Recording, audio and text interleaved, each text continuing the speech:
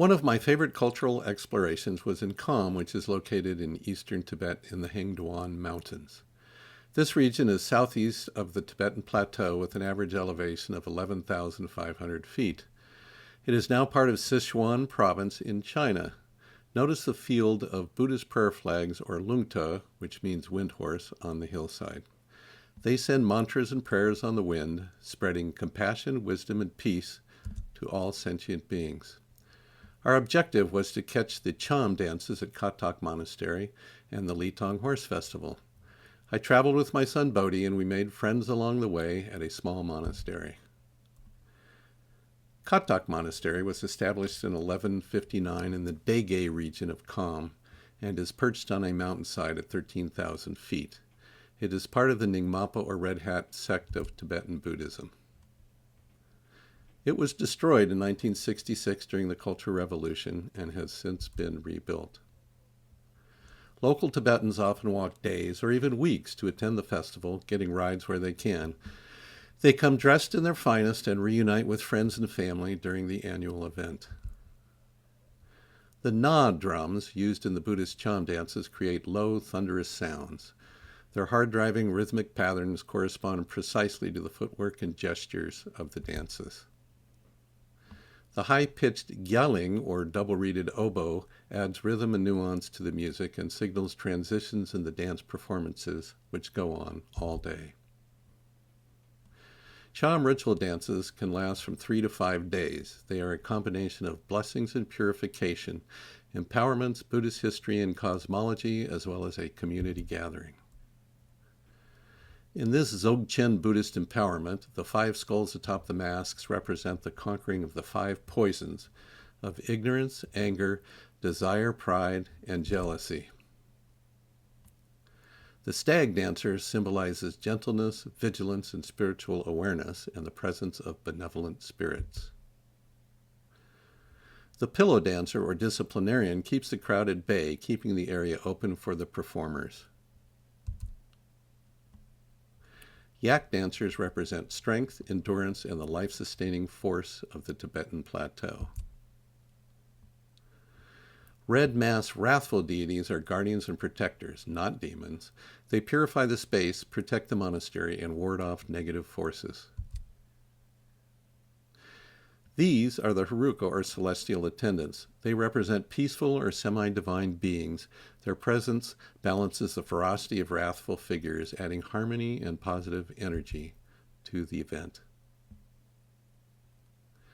Traveling with my son Bodhi was a delight, seen here dressed in a traditional Tibetan chuba, complete with kampa dagger.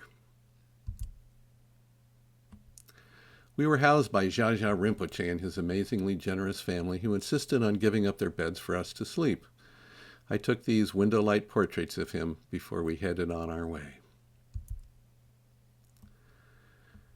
In August of each year, Kampas gather from far and wide to attend the Litang Horse Festival. They set up tents and camp for several weeks on the grasslands at 13,000 feet in elevation. The festival includes horse racing, and much honor goes to the best performers. It is rather a chaotic affair as they charge across the Tibetan Plateau in front of a cheering crowd. They perform trick riding, such as hanging off their horses at a full gallop, picking up prayer scarves from the ground, or shooting old-fashioned rifles. A horse that performs well is highly valued for breeding and can bring a good price if the owner wishes to sell. The festival is many centuries old and now attracts tourists as well as Tibetans dressed in their finest. Traditional Kampas were nomads and traveled with their yak herds. They have a portable wealth tradition in the form of Tibetan jewelry, which is only displayed on rare occasions such as festivals and weddings. Their elaborate outfits and jewelry can weigh up to 90 pounds and are handed down through the generations as family wealth. Value of an ensemble can reach into the hundreds of thousands of dollars or even over $1 million. Along with their silk brocade and fox fur hats, their outfits include animal skins, gold, ivory, coral, turquoise, amber, and the most valuable of all, Z-stones. Traditional Tibetan dancing is also part of the festival.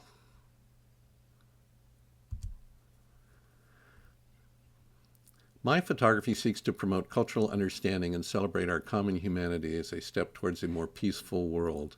In this article published by Carmel Magazine, I reflect on the difficulties tribal groups have in navigating the realities of a modern world while holding on to their native beliefs. Pictured here are indigenous people from Tibet, India, Nepal, Tanzania, Ecuador, Peru, Mexico, and North America. I strive with my work to celebrate these unique cultures and create awareness of their value in the world. Journey to the Far Pavilions was another published piece on the ancient Hindu culture of Rajasthan. If you ever get a chance to visit the Pushkar Camel Fair during the full moon of November, or the Hindu Mewar festival of Shiva and Parvati, you are in for a real treat. India has managed something rare, preserving deep cultural traditions while successfully engaging in the global economy. I was fortunate to travel to Burma during its engagement with the West in the year Aung San Suu Kyi and her NLD party won the election in 2015. Sadly, the military staged a coup in 2021, and the country has been at civil war ever since. Another article on Vietnam was also published by Carmel Magazine. These children are from fishing families in Halong Bay who live on floating raft houses. I am a board member of the Global Purpose Group, which is a 501c3 started by my friend Craig Lovell and now run by my son Bodie Garrett. This image you see here is of a Moken Sea gypsy fishing village that was destroyed in the 2004 tsunami. While no one died, they needed help to recover, such as food deliveries and to rebuild their village. I have used my photography to help raise money for school supplies and other economic development projects in the village. The Moken are no longer allowed to live aboard their traditional kabong boats, which they did for centuries. The Thai government has allowed them to live on an island in Koh Sarin National Park, but ironically, they're not allowed to fish there. An ongoing project is supporting the Andaman Center for Migrant Education, which is a school for Burmese children living in Thailand. To raise money for a new school building, a Swiss man who lost two of his brothers in the 2004 tsunami rode his motorcycle from Switzerland to Thailand. It was a healing process for him. His daughter was a big hit and made friends with some of the 160 students at the school.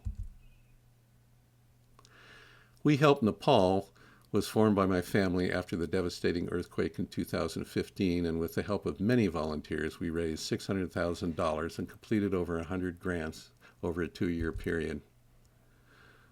The effort did take 2 years, starting with food delivery, temporary shelter, and medical supplies, and expanded to projects such as this mobile dental clinic, which worked in remote villages outside of Kathmandu.